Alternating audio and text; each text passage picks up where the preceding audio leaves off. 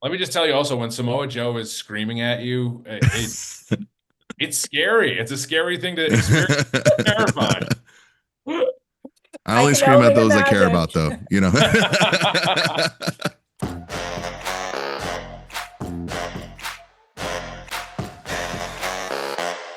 You guys, I didn't know what I was thinking about the second season, but I had my headphones on watching it in bed, and my poor husband had to just listen to me just giggle and laugh, like literally at like 10 o'clock at night. He's just like, "Can I please go to sleep?" And I'm like, "This is really funny." So congratulations, guys.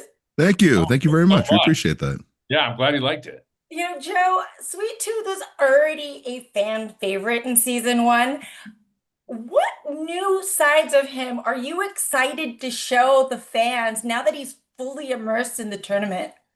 I think the biggest thing I'm excited to see is the fans kind of get a little bit more of an in-depth look into the past of Sweet Tooth and maybe some of his old demons that he may have buried in the closet somewhere far back, coming back to revisit him, and kind of the wondrous tale that takes him on. And also I think it's just it's a continuation of kind of Sweet Tooth's mission in season one. He wants to be the most renowned, greatest, most popular, famous killer to ever do it, and this is him on his grand crusade and quest, and it has run headlong into Calypso's tournament.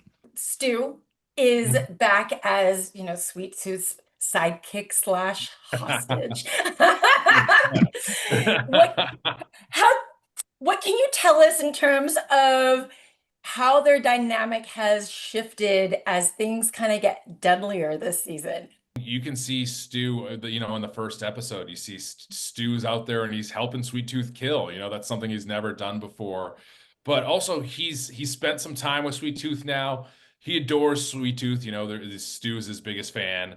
But and a lot of that, I think, comes with survival, and that's what Sweet Tooth promised him in the first season. If you stick by me, you will survive, and you're gonna show your fangs, and that's happened with Stu. He's able to live in this world more than he was before, and I think the big difference, is that he's actually even standing up to Sweet Tooth a little bit, which is dangerous territory. He shouldn't do that, but he is. He's testing his boundaries with Sweet Tooth and pushing back a little bit because if they win this tournament, that means that there is a chance of survival. So I think that's you see that with Stu. He's a little bit more of he's stepping up into more of a man role this season. He's taken the lead for himself a little bit. Calypso is such a pivotal force. He's manipulative and he's theatrical and he is so dangerous. I would love to know for you what inspired your version of him. First of all, the video game itself and starting there, that was the initial thing that I kind of, because you want to really do it justice and honor the fans, because the fans are they're fans of the franchise for a reason, right? These characters are so cool, they're so much fun. But from that, I wanted to make it my own.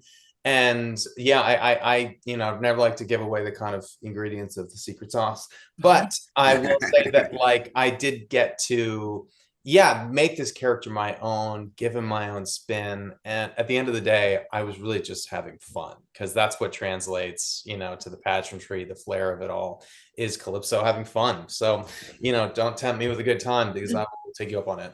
Well, Michael, I was just talking to Michael and I was asking him, what was the big, fan ask that to make it into season two? And it was Axel. So I would love to know, he is iconic and, physically unique. He's a physically unique character in gaming. So what went into bringing him to the small screen authentically? Well, it started with the script, like MJ and the writers did a really great job crafting his arc and un unpacking a lot of what we didn't get to see in the game and making it make sense in the world. So just latching on to that and really kind of trusting that was helpful in bringing him to life. Um, Your character Axel drinks a lot of gas in the series. I want to know what is in the container that you're drinking. Is it water? Is it, you know?